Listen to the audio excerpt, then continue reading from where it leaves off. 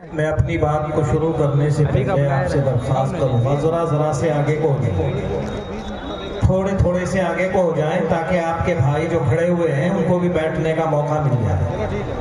سرک لیں بھائی تھوڑا سا، اپنے سامنے جگہ خالی نہ چھوڑیں، اور جو حضرات کھڑے ہوئے ہیں میں ان سے بھی درخواست کروں گا بیٹھ جائیں، تھوڑے سے آگے کو ہو جائیں۔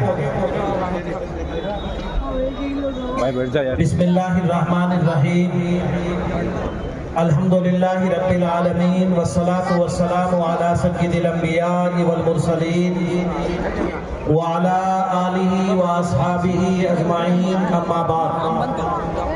اعوذ باللہ من الشیطان الرجیم، بسم اللہ الرحمن الرحیم، ما آتاکم الرسول فخذوہ وما نہاکم عنہ فانتہوا، صدق اللہ العظیم۔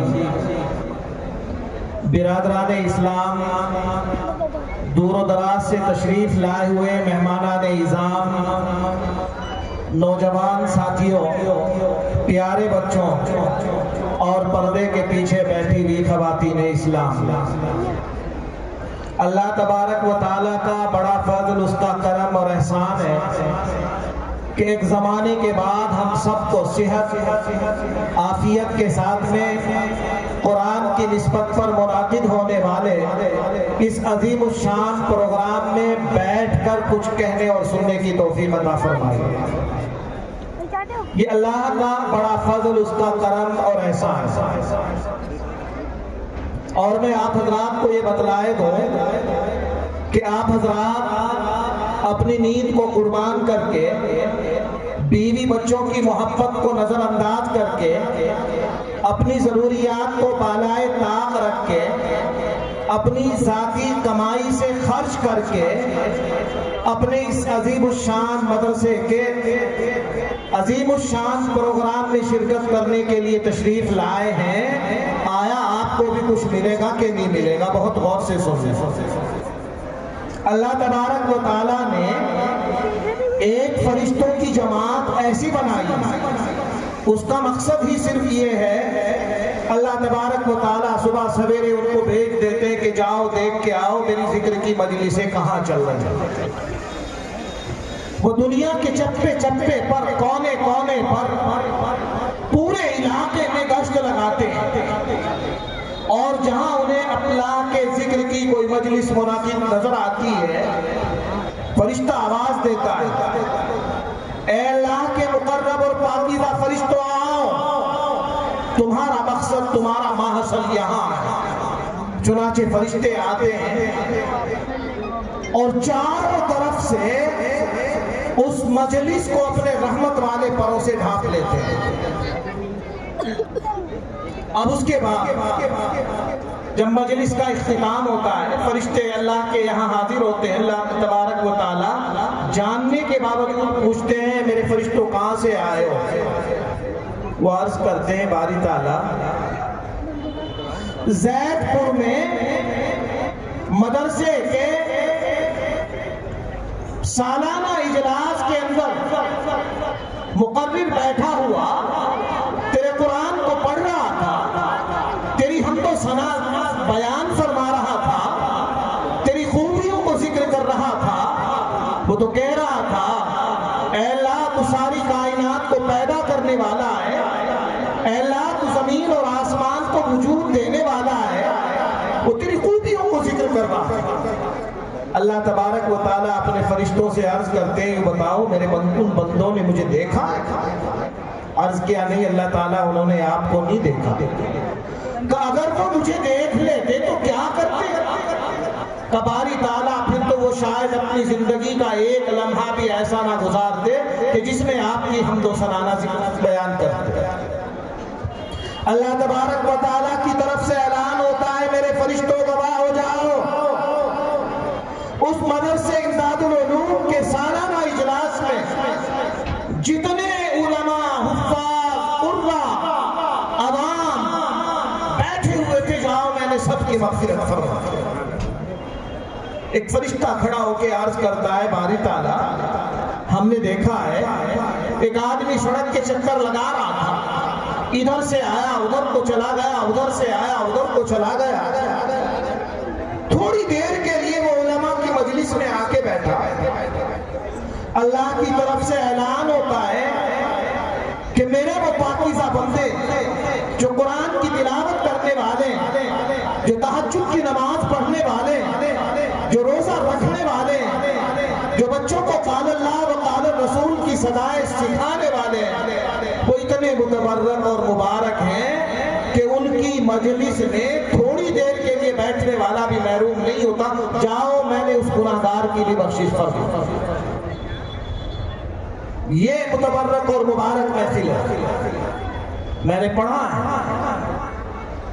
اللہ کے عرش کے دائیں جانب کچھ لوگ بیٹھے ہوئے ہوں گے جن کی صورت 14ویں رات کے چاند سے زیادہ چمک رہی ہوتی ہے۔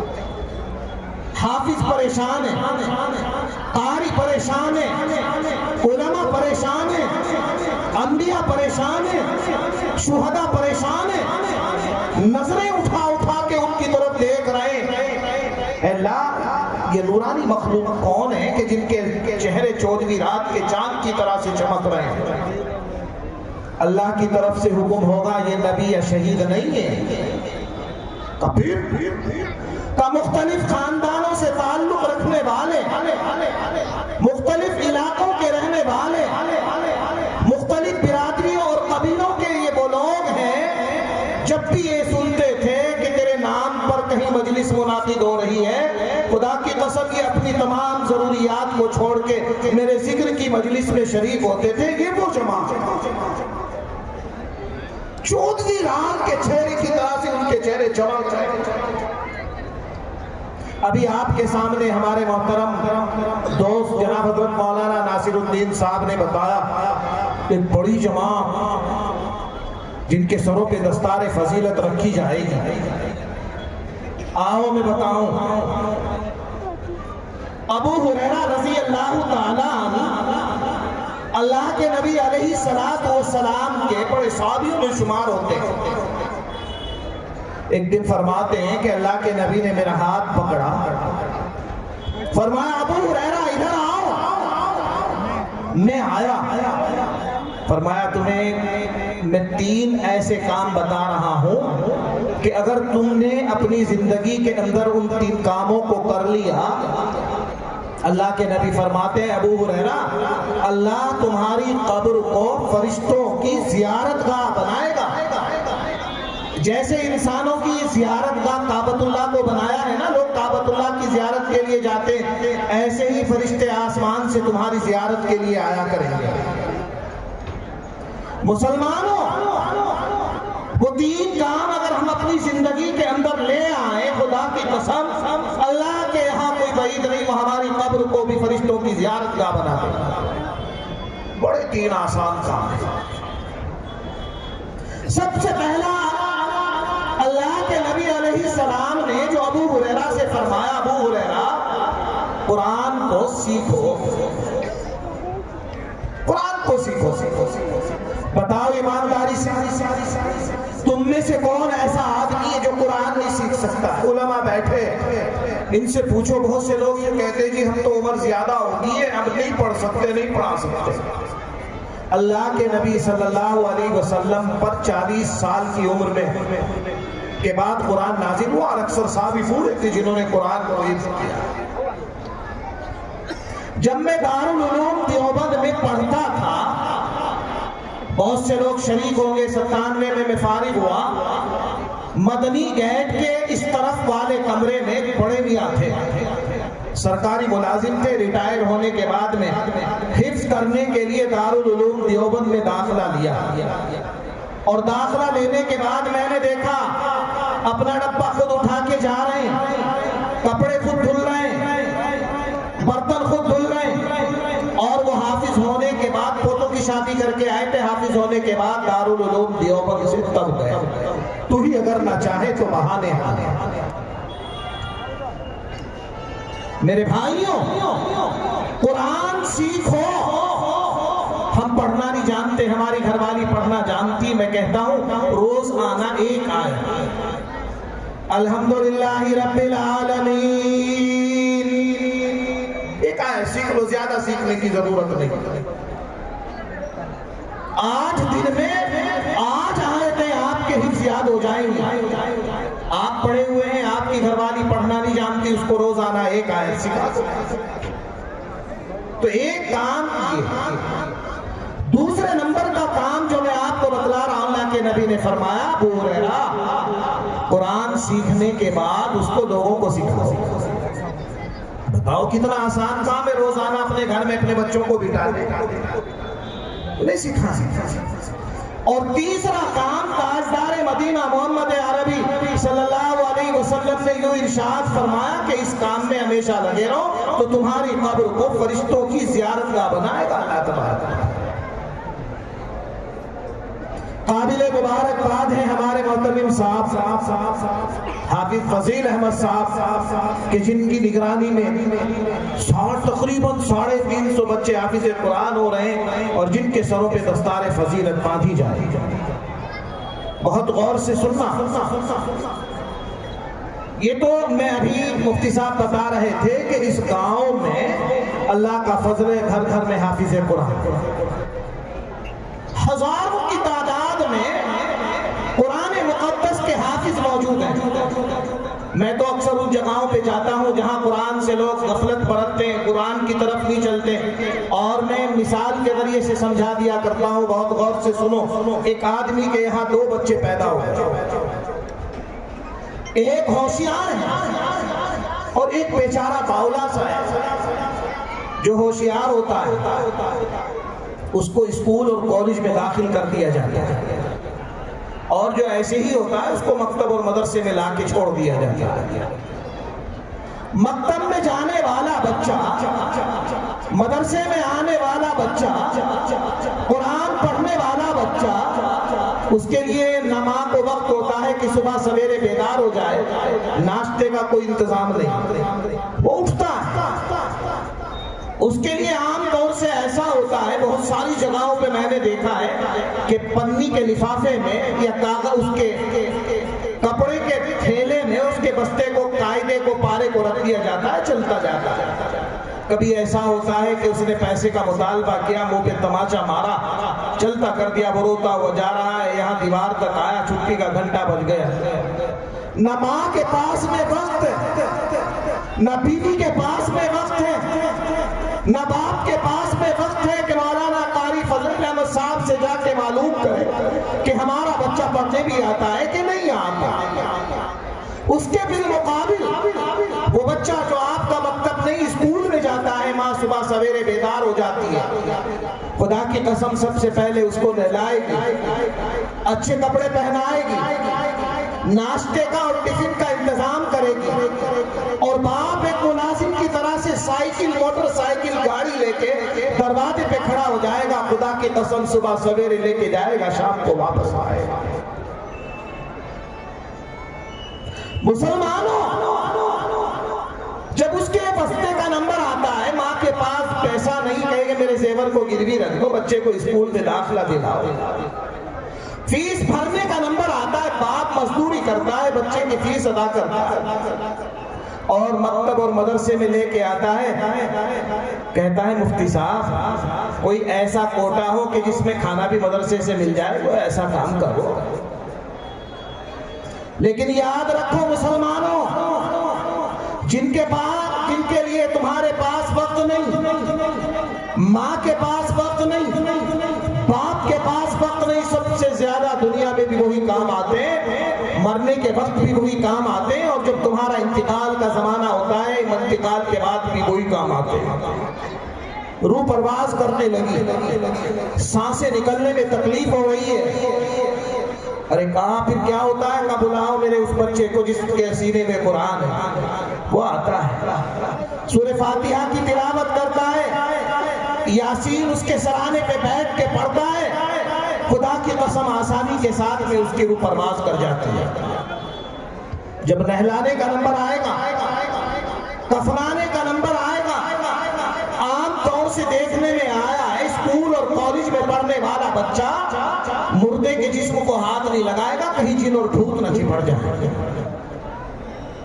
وہ مکتب میں جانے والا، وہ مدرسے میں جانے والا خدا کی قسم سامنے آئے گا، ادب اور احترام سے اپنے باپ کو تختے پہ لٹائے گا، غسل کرائے گا اور بہترین انداز سے اس کو کفن پہنا کے چارپائی پہ رکھے گا اور کندھوں پہ رکھ کے اس کو پھر جنازے کی نماز پڑھنے کے لیے لے کے چلے گا۔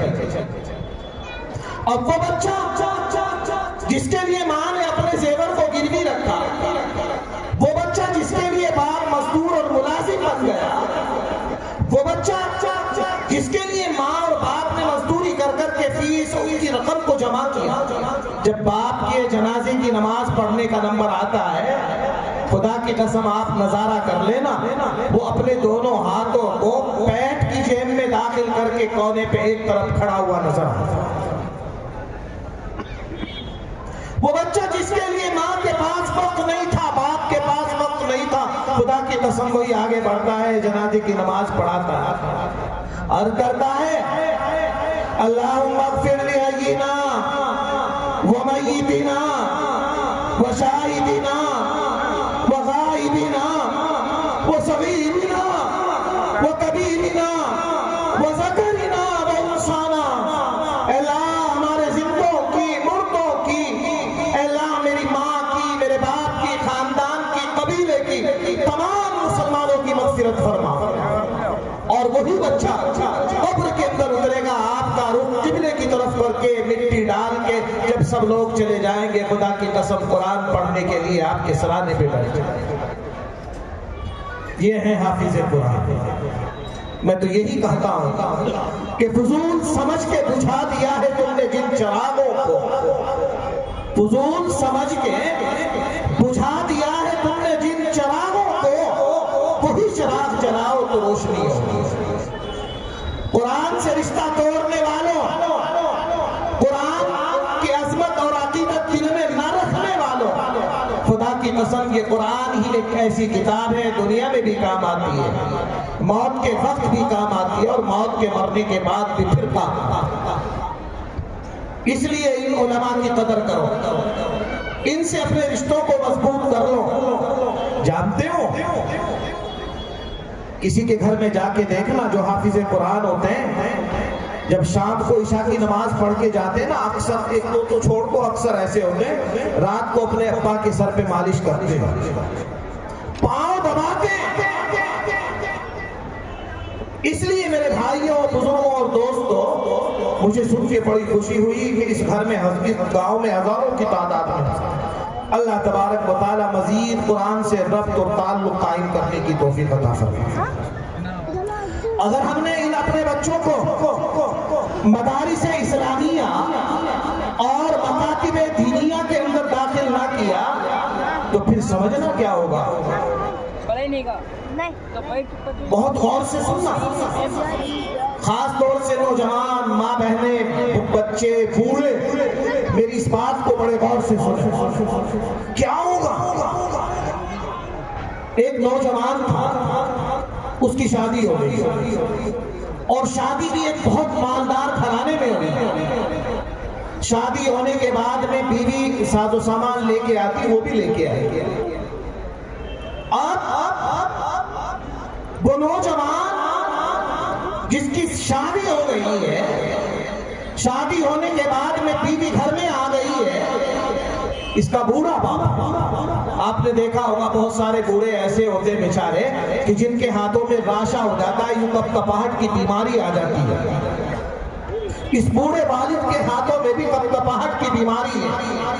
اب کیا ہوتا ہے، اس کی وہ نوجوان بیوی چائے لے کے اپنے سسر کے پاس میں پہنچتی ہے، وہ بڑے میاں ہاتھ میں پیالہ پکڑتے، کبھی کبھی ایسا ہوتا ہے کپکپاہٹ ہوتی، پیالہ فرش پہ گر جاتا ہے، کبھی گلاس گر جاتا ہے، کبھی کپ گر جاتا ہے۔ ایک زمانہ ایسے ہی گزر گیا، نوجوان عورت تھی، ایک دن غصے میں آ گئی، آنے کے بعد میں شوہر کو بلایا کہ ادھر آؤ، کمیاں کان کھول کے سن لو، جتنے میں گھر سے پیالے لے کے آئی تھی وہ سارے ختم ہو گئے، جتنے کپ لے کے آئی تھی وہ تیرے بوڑھے باپ نے سارے پھوڑ ڈالے، جتنے پیالے تھے وہ سب ختم، کو گندا کرتا ہے. اب میں نے فیصلہ کر لیا ہے کہ اس گھر میں یا تو یہ بوڑھا رہے گا یا میں رہوں گی. فیصلہ آپ کو کرنا ہے. میں کہا کرتا ہوں کہ ہمارے اس دور کا نوجوان دنیا میں کسی سے ڈرے نہ ڈرے، کم سے کم اپنی گھر والی سے تو ڈرتا ہے. صحیح کہہ رہا ہوں. اس دور کا نوجوان کسی سے ڈرے نہ ڈرے. اکثر دیکھنے میں آتا ہے کہ گھر والی سے تو ڈرتا ہی. اس نے فیصلہ کر لیا کہ محترمہ چلو. مجھے یاد آ گیا ہے کہ وہ ہم نے جو پلاٹ خریدا تھا اس میں ایک کمرہ، اس بوڑھے کو وہاں ڈال کے آتا.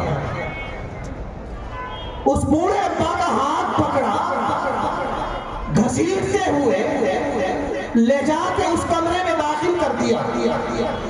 اب کبھی صبح کو چائے کا نمبر آتا ہے، ایک مزید یہ کیا کہ ایک لکڑی کی میز بنوا کے اس کے سامنے رکھی، لکڑی کا ایک پیالہ اس کے سامنے رکھ دیا.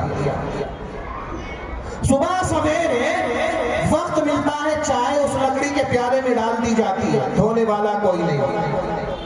دوپہر کا سالن اس پیالے میں ڈال دیا جاتا ہے، صاف کرنے والا کوئی نہیں. شام کا کھانا اسی میں ڈال دیا جاتا ہے، دیکھنے والا کوئی نہیں. اور کبھی کبھی تو ایسا ہوتا ہے کہ ایک دن کھانا، کئی دن کا ایک دن کھانا لے جا کے اس پیالے میں ڈال دیا جاتا ہے. پانی دینے والا نہیں، دوائی دینے والا نہیں، بیمار پرسی کرنے والا نہیں، اس بوڑھے کا خیال کرنے والا کوئی نہیں. تڑپ رہا ہے، دل بلا رہا ہے، رو رہا ہے، آنکھوں سے آنسوؤں کا سیلاب ہے. ایک زمانہ وہ تھا کہ اس بوڑھے نے اپنی زندگی کو داؤ پہ لگایا، اس بچے کے لیے عالیشان مکان بنوایا، اعلیٰ گھرانے کے اندر اس کی شادی کی، دنیا کی حسین اور جمیل خوبصورت بیوی لا کے دی، دنیا کی آشائش اور آرام کا ہر سامان اپنے اس لخت جگر نور نظر کے لیے تیار کیا. جب آج یہ بوڑھا ہو گیا، اس کے ہاتھ پاؤں جواب دے گئے، تو اس کو اس پلاٹ والے کمرے میں لے جا کے ڈال دیا. تڑپ رہا ہے، دل بلا رہا ہے، اور رو رہا ہے، چلا رہا ہے. ایک دن اچانک یہ نوجوان اپنے گھر میں آتا ہے، اللہ نے ایک بچہ دے دیا، اتنا بڑا ہوا. غور سے سنو ماں، سنو بہنوں، سنو. اب کیا ہوتا ہے، دیکھتا یہ ہے کہ چھوٹا سا بچہ ہے، وہ لکڑیوں کو اتنی ساری لکڑیاں اکٹھا کر رکھی ہے اس بچے نے. بوڑھے کا پوتا. باپ نے اس بچے کو بلایا، بیٹا ادھر آؤ. جی کیا کر رہے ہو؟ اب وہ کچھ نہیں. کہ نہیں بتاؤ، لکڑیوں کو تم نے اکٹھا کیا؟ کہ نہیں پاپا جی کچھ نہیں. کہ نہیں کچھ تو کر رہے ہو، میں سمجھ گیا ہوں، بولو. جب باپ نے بچے کو مجبور کیا، سنو ماں باپ کو گالیاں دینے والوں سنو، ماں باپ کی شان میں گستاخی کرنے والوں سنو، ماں باپ کو نظر انداز کر کے پھلوں سے بھرا ہوا بیگ بیوی کے ہاتھ میں تھمانے والوں سنو. ماں باپ آنکھ اٹھا کے دیکھ رہے، بیٹھے ہوئے ہیں، پھلوں سے بھرا ہوا تھیلا بیوی کے ہاتھ میں لے جا کے دے دیتا ہے. ایک زمانہ وہ تھا، وہ اپنے منہ سے بادام چبایا کرتے تھے، وہ اپنے منہ سے پھل کاٹ دیا کرتے تھے، خدا کی قسم اندر داخل نہیں کرتے تھے، اپنے منہ سے نکال کے اپنے لخت جگر نور نظر اور اپنے اس لاڈلے بچے کے منہ میں ڈال دیا. کیا زمانہ آ گیا. آج بوڑھی ماں اس کی طرف کو دیکھ رہی ہے، آج بوڑھا باپ اس کی طرف کو نظریں اٹھا کے دیکھ رہا ہے، پھلوں سے بھرا ہوا تھیلا لے کے جا رہا ہے. خدا کی قسم توفیق نہیں ہوتی کہ ایک پانک کاٹ کے سیب کی اپنے اس بوڑھے باپ کے ہاتھ پہ بھی رہے.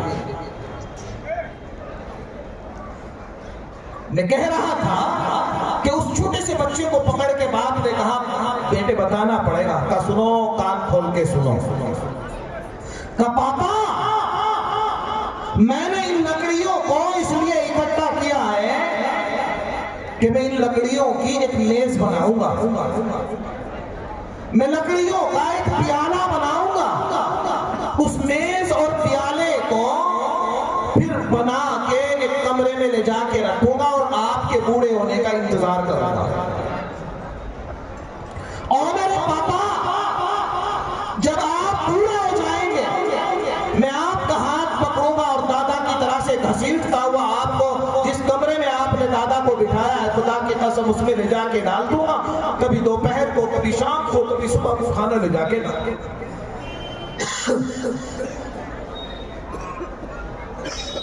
تڑپ گیا باپ، بل بلا گیا، پیروں کے نیچے سے زمین نکل گئی، روتا ہوا بیوی کے پاس میں پہنچا، محترمہ سن، خدا کی قسم خدا نے دنیا ہی میں انتقام اور بدلہ لینے والا تیری گود میں پیدا کر دیا ہے، پوچھ اپنے اس ننھے سے بچے سے کیا کہہ رہا ہے۔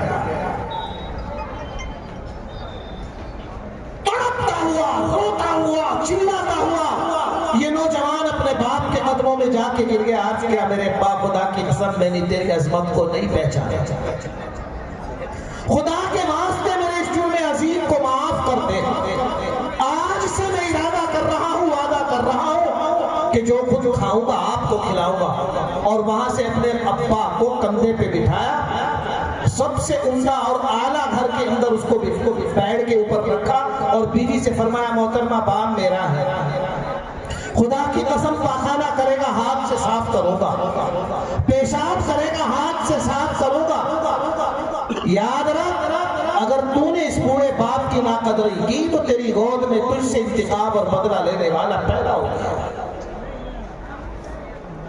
اور ماں باپ کو گالیاں دینے والوں، اور ماں باپ کی شان میں گستاخی کرنے والوں، اور ماں باپ کا خیال نہ رکھنے والوں، سنو، تاجدار مدینہ محمد عربی صلی اللہ علیہ وسلم تشریف فرمائے، ایک بڑھیا آتی ہے، اللہ کے نبی کو مقدس اور پاکیزہ چادر کہ جس کے اوپر فرشتے رشک کرتے اس بڑھیا کے قدموں میں لا کے بچھا دیتے، کہا بیٹھ، صحابہ حیران پریشان ہے، کون ہے یہ خوش نصیب عورت کہ جس کے قدموں میں تاجدار مدینہ نے نبوت والی چادر کو لا کے ڈال دیا ہے؟ فرمایا جانتے نہیں ہو؟ کہا جی نہیں جانتے۔ کہا میری وہ امی دائی علیمہ ہے جنہوں نے بچپن میں مجھے دودھ پلایا۔ وہ ابھی مولانا عبدالعلیم صاحب فرما رہے تھے تمام انبیاء کو ایک پر، تمام حافظوں کو لاؤ، قاریوں کو لاؤ، عالموں کو لاؤ، اتقیاء کو لاؤ، شہداء کو لاؤ، ایک پلڑے میں رکھو، اور کسی ادنا سے صحابی کو ایک پلڑے میں رکھو، خدا کی قسم اس کا مقابل نہیں ہو سکتے۔ ایک صحابی رسول ہے، سانس چل رہی ہے، زبان سے کلمہ جاری نہیں ہو رہا ہے، صحابہ حیران ہے، پریشان ہے، کیا کریں؟ اللہ کے نبی علیہ السلام کی خدمت میں عرض کیا، تاجدار مدینہ محمد عربی صلی اللہ علیہ وسلم، آپ کے ایک صحابی کا سانس چل رہا ہے، روح پرواز ہونے کے قریب ہے، لیکن کمی کی بات یہ ہے کہ ان کی زبان سے کلمہ جاری نہیں ہو رہا ہے۔ آپ نے کہا چلو ہم چلتے ہیں، گئے، اماں ہیں، صحابی کی اماں ہیں، فرمایا اللہ کے نبی موجود ہے، کہا بلاؤ، فرمایا اماں تیرا علقمہ کیسا ہے؟ فرمایا اللہ کے نبی نماز پڑھتا ہے اور روزے رکھتا ہے، قرآن کی تلاوت کرتا ہے، غریبوں کا خیال کرتا ہے، یتیموں کو سینے سے لگاتا ہے، رات کو تیرے دربار میں، اللہ کے دربار میں کھڑا رہتا ہے، دن میں روزے رکھتا ہے، دنیا کی کوئی خرابی اور برائی میرے علقمہ میں موجود نہیں۔ فرمایا اللہ کے نبی نے اماں میں یہ نہیں پوچھ رہا ہوں، مجھے بھی پتا ہے کہ علقمہ نمازی ہے، قاضی ہے، حاجی ہے، ساری خوبیاں علقمہ میں موجود ہیں، میں تو یہ پوچھنا چاہتا ہوں کہ تمہارا اور علقمہ کا آپس میں تعلق کیسا ہے؟ فرمایا اللہ کے نبی میں تو علقمہ سے ناراض ہوں۔ تاجدار مدینہ محمد عربی صلی اللہ علیہ وسلم صحابیوں کی طرف متوجہ ہوئے، عرض کیا میرے صحابیوں، علقمہ کی ماں کے ناراضگی کا سبب ہے جو علقمہ کی زبان سے کلمہ جاری نہیں ہو رہا ہے۔ فرمایا اماں تیرا بچہ مرنے کے قریب ہے تو اسے معاف کر دے. فرمایا اللہ کے نبی نہیں، اس نے میرا دل بہت دکھایا، بالکل نہیں معاف کروں گی. کہ نہیں معاف کرنے کا بالکل نہیں کروں گی. اپنے ساتھیوں سے عرض کیا جاؤ جنگل میں نکل جاؤ، لکڑیاں چن کے لاؤ، ان لکڑیوں میں آگ دہکا دو اور علقمہ کے ہاتھ اور پاؤں پکڑ کے اس آگ میں ڈال دو. ماں تو ماں ہوتی ہے. کلیجہ بھرا، رونے لگی، چلانے لگی، اے محبوب رب العالمین صلی اللہ علیہ وسلم، بنا ایسا ہو سکتا ہے کہ علقمہ کی بوڑھی ماں کے سامنے علقمہ آگ میں جلے؟ اللہ کے نبی ایسا نہیں ہو سکتا. فرمایا پھر اسے معاف کرو. کہ میں نے اپنے علقمہ کو دل سے معاف کر دیا. اتنا الفاظ یہ حضرت علقمہ کی امی کی زبان سے نکلا اور فوراً زبان پہ کلمہ جاری ہو گیا اور وہ پرواز کر گئی. اللہ کے نبی نے پوچھا اچھا تم یہ تو بتاؤ کہ ناراضگی کا سبب کیا ہے؟ میری ماں اور بہنوں سنو، ماں یہ کہتی ہے کہ بس اتنا سا سبب ہے کہ میری بات کو نہیں سنتا اور میری بات پر اپنی بیوی کی بات کو ترجیح دیتی ہے. اس لیے میرے پیاروں، تاجدار مدینہ محمد عربی صلی اللہ علیہ وسلم نے فرما دیا یہ ماں یہ باپ تمہاری جنت بھی ہے اور تمہاری دوزخ بھی ہے. ان کی خدمت کر کے تم جنت میں جا سکتے ہو اور یہ نہیں ان کو ناراض کر کے تم جہنم کے مستحق بن سکتے ہو. فیصلہ آپ نے کرنا ہے. اس لیے میں کہتا ہوں اپنے بچوں کو مدارس اسلامیہ اور مکاتب دینیہ میں بھیجو. قرآن ان کے سینے میں آئے گا. وہ جانے گے ماں کے کیا حق ہے، وہ جانے گا باپ کا کیا حق ہے، وہ جانے گا بیوی کا کیا حق ہے، وہ جانے گا بچوں کا کیا حق ہے. تبھی تو وہ حقوق کو ادا کر سکے گا. جب اسے بیچارے کو پتا ہی نہیں کہ ماں کا کیا حق ہے، باپ کا کیا حق ہے، بچوں کا کیا حق ہے، کہاں سے وہ بیوی کے حقوق کو ادا کرے؟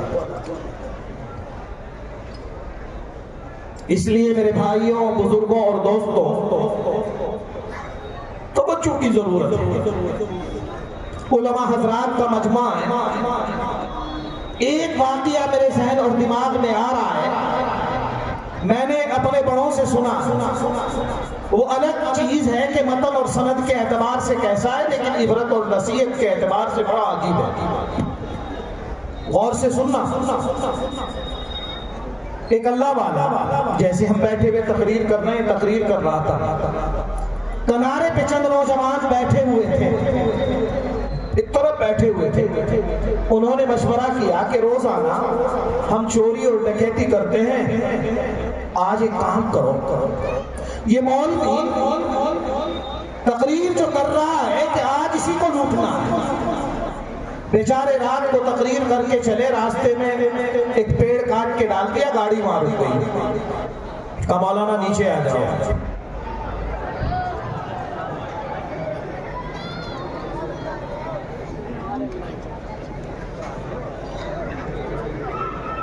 لیکن آپ جانتے ہو ہمارے گاؤں میں ایک عالم، بہت بڑے عالم ہیں، بڑی بڑی کتابیں انہوں نے لکھی. ان کا ایک مرتبہ ایک دیہاتی سے جھگڑا ہو گیا.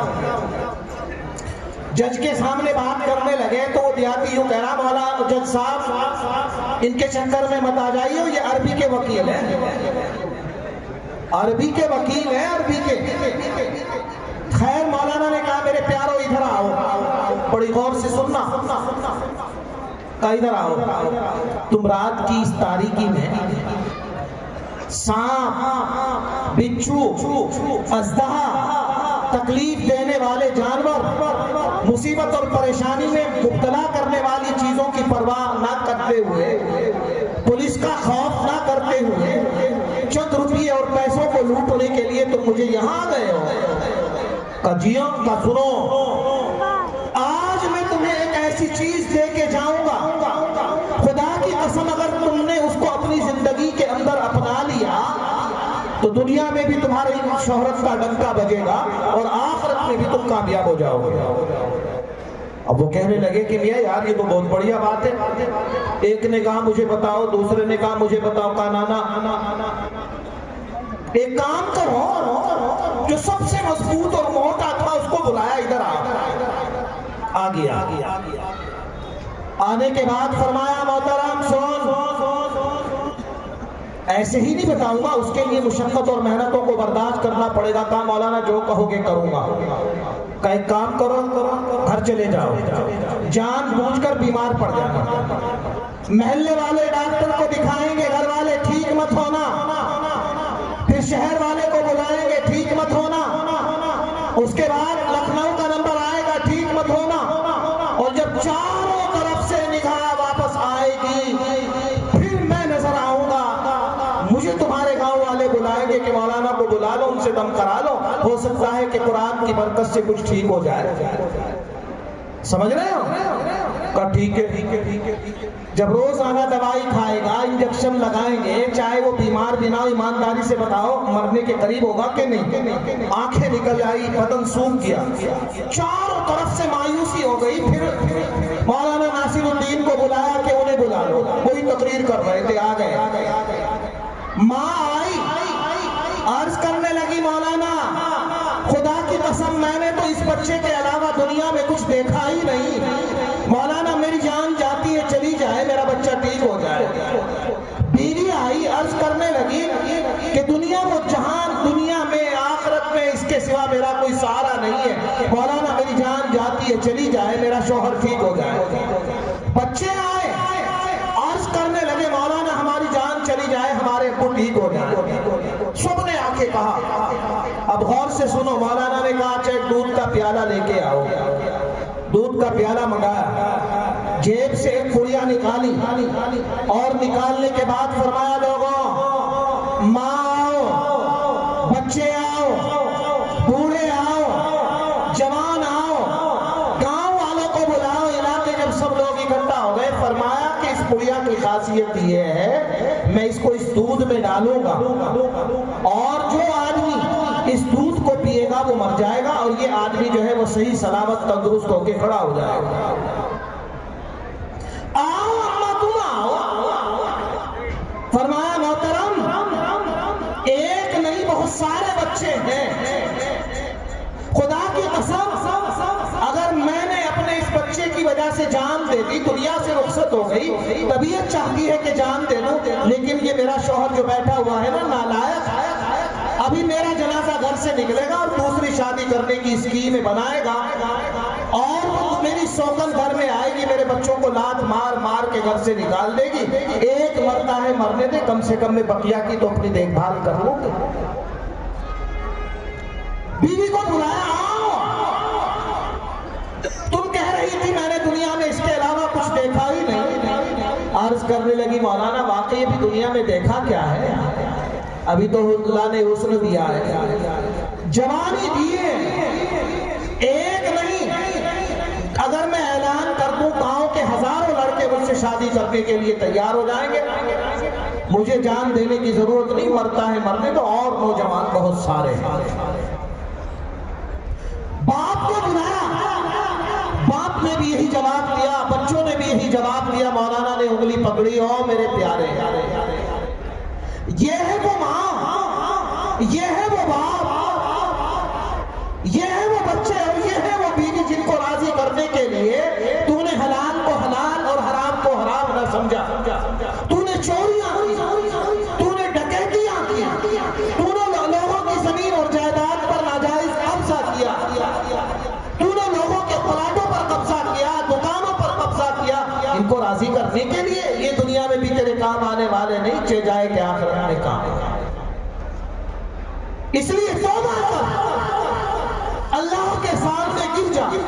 لکھا ہے بزرگوں نے، سنا ہے بزرگوں سے کہ اس نوجوان نے توبہ کی اور اللہ نے اس کو بہت بڑا آدمی بنا دیا۔ تو میرے پیاروں، دنیا میں کام جو آئے گی وہ نیکیاں کام آئے گی، اس لیے اپنے ان بچوں کو مدارس اسلامیہ اور مکاتب دینیہ میں بھیج کے قرآن کی تعلیم پہ لگاؤ، اور قرآن پڑھنے اور پڑھانے کے بعد جہاں چاہے، جس کالج میں، جس یونیورسٹی میں، جس جگہ پہ جائے، میں نے ایک مسلم یونیورسٹی یونیورسٹی میں گیا تو وہ یوں کہہ رہے تھے مولانا اکثر ہمارے یہاں وہ بچے ٹاپ کرتے ہیں جو حافظ قرآن ہوتے ہیں، اللہ ان کے سینوں کو کھول دیتا ہے، اللہ ان کے حافظوں کو قوی کر دیتا ہے قرآن کی برکت سے۔ اس لیے میرے بھائیوں قابل مبارکباد ہیں آپ سب حضرات کے ان کے بچے حافظ قرآن ہوئے، اور وہ حضرات جو ان حافظ قرآن بنانے میں کسی بھی طرح کے معین اور مددگار ہوئے۔ ایک حدیث بیان کر کے اپنی بات کو ختم کر دوں گا، بہت غور سے سنو۔ سب کو یقین ہے مرنا ہے نا؟ یقین وہ لوگ ہاتھ اٹھائے جن کو مرنا نہیں ہے، دنیا ہی میں رہنا ہے۔ سنتی مرنے کے بعد ذرا ذرا سی چیزوں کا حساب ہوگا۔ قرآن کہتا ہے فَمَن يَعْمَلْ مِثْقَالَ ذَرَّةٍ خَيْرًا يَرَهُ وَمَن يَعْمَلْ مِثْقَالَ ذَرَّةٍ شَرًّا يَرَهُ۔ اگر کسی نے رائے کے دانے کے برابر اچھائی کی وہ بھی نظر آئے گی، برائی کی وہ بھی نظر آئے گی۔ اللہ تبارک و تعالیٰ فیصلہ فرما دیں گے، جنت میں جانے والے کے سیدھے ہاتھ میں اعمال نامہ مل جائے گا، جہنم میں جانے والوں کے الٹے ہاتھ میں اعمال نامہ ملے گا۔ اللہ تبارک و تعالیٰ فرمائیں گے جنت میں جانے والوں سے اور قرآن پڑھنے والوں اور نماز پڑھنے والوں اور روزہ رکھنے والوں اور زکوٰۃ دینے والوں اور مدرسوں کا خیال کرنے والوں اور مدرسے میں پڑھنے پڑھانے والوں سے محبت کرنے والوں، آؤ ادھر آرام سے بیٹھ جائیں۔ اس کے بعد اللہ تبارک و تعالیٰ جہنم والوں کی طرف متوجہ ہو کے عرض کریں گے اور شراب پینے والوں اور زناکاری کرنے والوں اور عیاشی کرنے والوں، قرآن کی تلاوت نہ کرنے والوں، روزہ نہ رکھنے والوں، لوگوں کی زمین جائیداد پر ناجائز قبضہ کرنے والوں سیدھے لائن لگا کے کھڑے ہو جائیں۔ ایمانداری سے بتاؤ، جس کو پروانہ مل جائے کہ فلاں تاریخ میں تجھے پھانسی ہوگی، اس کے دل میں کیا کیا خیال آئے؟ اور یہ تو جہنم جہاں اژدہا ہے، سانپ ہے، بچھوے، دہتے ہوئے انگارے، شعلے تڑپ رہے ہوں گے۔ جیسے حافظ فضیل احمد صاحب، مفتی صاحب یا اور دوسرے اکابر اللہ کے نیک بندے جب جہنم والوں کی لائن سے کے سامنے سے گزریں گے، جہنم والوں کی لائن سے ایک آدمی نکلے گا، عرض کرے گا اولا کے نیک اور پاکیزہ بندے، ناصر الدین کہاں جا رہا ہے؟ مجھے پہچان۔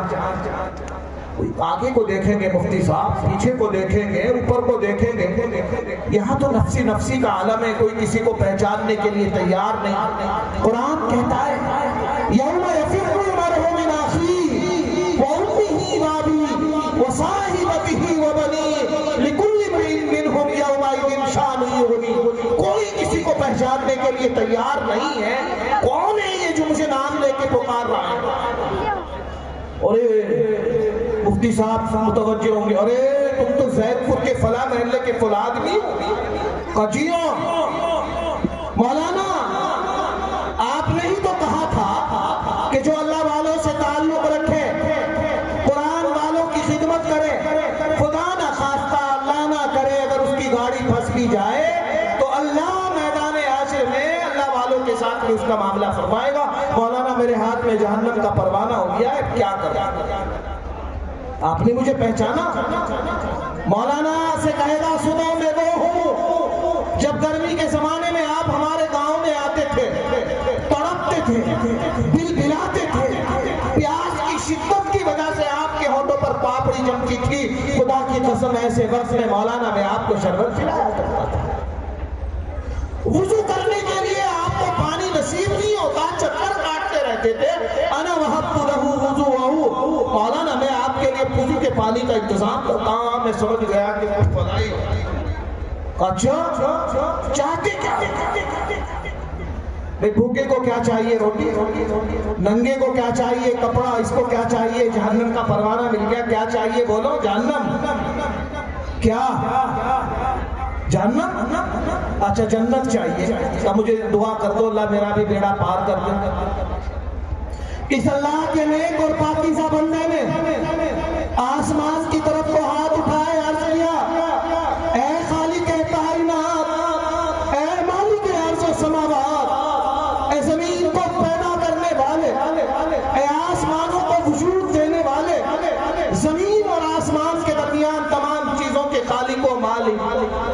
تیرا وعدہ ہے، تیرے حبیب کا وعدہ ہے کہ جو اللہ والوں سے تعلق رکھے گا، قرآن والوں کی خدمت کرے گا، خدا نہ خواستہ اس کی گاڑی پھنس گئی تو اس کا اجر ان کے ساتھ میں کرے گا۔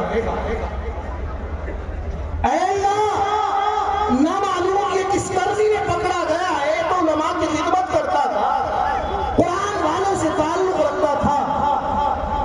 اللہ کی رحمت جوش میں آئے گی، اللہ اپنے اس پاکیزہ بندے سے عرض کریں گے، او میرے پیارے بندے، جا تیرے نماز پڑھنے کی برکت سے، روزہ رکھنے کی برکت سے، قرآن کی تلاوت کرنے کی برکت سے میں تجھے اختیار دیتا ہوں کہ جتنے لائن میں جہنم والوں کی کھڑے ہیں، تیری خدمت کرنے والے، تیری پہچان والے ہیں، تو ان کا ہاتھ پکڑ کے سیدھا جنت میں لے جا۔ یہ لکھا ہے فَيُدْخِلُهُ الْجَنَّةَ، وہ ان کا ہاتھ پکڑے گا اور جنت کے اندر لے جا کے چھوڑ دے گا۔ ایک گلاس ان اللہ والوں کو شربت پلانے کے نتیجے میں جنت مل رہی ہے، ایک لوٹا پانی کا دینے کے نتیجے میں جنت مل رہی ہے۔ جو اپنی پاکیزہ اور حلال کمائی سے حافظ قرآن بنائے گا، قاری قرآن بنائے گا، عالم قرآن بنائے گا، قرآن کا داعی اور قرآن کا ترجمان بنائے گا، خدا کی قسم دنیا میں بھی چمکے گا اور آخرت میں بھی چمکے گا۔ اس لیے آخر میں پھر یہی کہوں گا، گر ہمی خواہی کے دانی زیستن، گر ہمی خواہی کے دانی زیستن، نیست ممکن جز بقرآن زیستن۔ زمانہ آج بھی قرآن ہی سے فیض پائے گا، زمانہ آج بھی قرآن ہی سے فیض پائے گا، مٹے گی ظلمت شب اور سورج جگمگائے گا۔ وآخر دعوانا الحمدللہ رب العالمین۔